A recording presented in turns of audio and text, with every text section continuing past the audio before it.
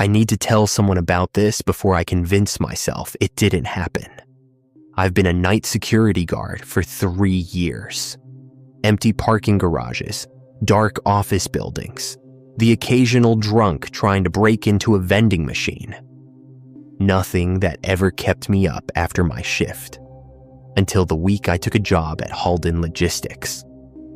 It's a warehouse an hour outside the city, massive, row after row of shelving, 12 rows deep, stacked 3 stories high, and at night it's just me, 40 cameras, and a control room the size of a closet.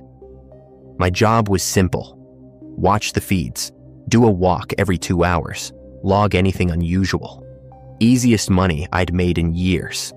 That's what I thought anyway. My third night at 2:14 a.m., I was watching camera 7, the far aisle, row L, the one closest to the loading dock, when someone walked into frame. Not a break-in, not running, just walking. Slow, steady, like they belonged there. A man in a gray jacket, head down, hands in his pockets. I grabbed my radio. "This is post 1. I've got an unauthorized individual on camera 7, row L, requesting..." The figure stopped, turned, looked directly up into the camera. And then the feed cut to static.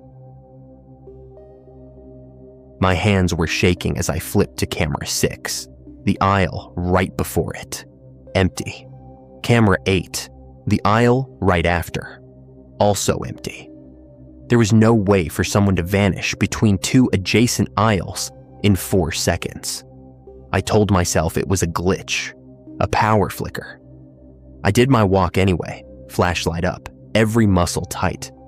And row L was exactly what it always was. Dust, pallets, silence. No footprints on the concrete, no sign anyone had been there at all. I wrote it up as a system malfunction and told myself that was that. It wasn't. 2 nights later, same time, almost to the minute, 2:11 a.m., the man was back, different camera this time, row F near the office corridor, same gray jacket, same slow, deliberate walk. This time I didn't call it in first. I watched. I needed to see what he'd do. He walked exactly 17 steps down the aisle, and then he stopped in the exact center of the frame, and he looked up at the camera again. And he smiled.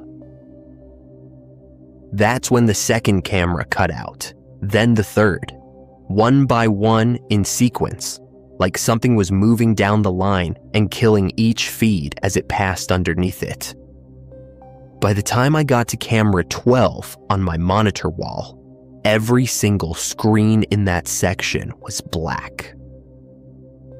I locked myself in the control room. I know how that sounds. I'm supposed to do rounds. I'm supposed to investigate. I sat there with my hand on my radio, and I did not move for 40 minutes, because some animal part of my brain was screaming that if I opened that door, he'd be standing right outside it. At 2:58, the cameras came back on. All of them. Row F, empty. Every aisle, empty. I checked the recorded footage afterward with my supervisor the next morning, fully expecting him to tell me I'd imagined it. He didn't say that. He went very quiet, and then he told me that the last 3 guards before me had all quit within their first 2 weeks. He hadn't mentioned it in the interview because, in his words, people spook themselves in old warehouses, and I needed the shift covered. I asked if any of them had said why. He hesitated. Then he pulled up a file on the office computer, an incident report from 8 years ago, before Halden Logistics leased the building. It used to be a different company. There'd been an accident on the loading dock. A worker in a gray jacket crushed between a reversing truck and the dock wall at approximately 2 a.m. I wanted to quit right then. I didn't, because I am, apparently, an idiot who needed the paycheck more than his sanity. The next night, I did something different. I set up my own phone, propped against the monitor, recording camera 7 directly. A second layer, something that wasn't tied into their system, just in case it happened again. At 2:14 a.m., he appeared. Same aisle, same walk, same 17 steps. And on my phone, on the recording that had nothing to do with their internal camera network, I could see something the monitor couldn't show me in real time. He wasn't looking at the camera. He was looking at me through it, directly at the chair I was sitting in a room 300 feet away that no camera in that warehouse was pointed at. The feed didn't cut out this time.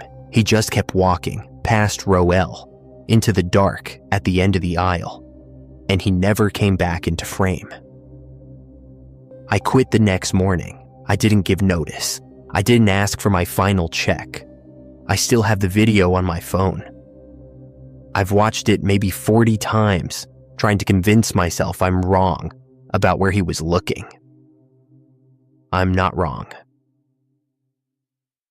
If you ever take a night security job in an old building, and something tells you not to check a hallway, not to review a certain feed, not to stay in a room a second longer than you have to, listen to it.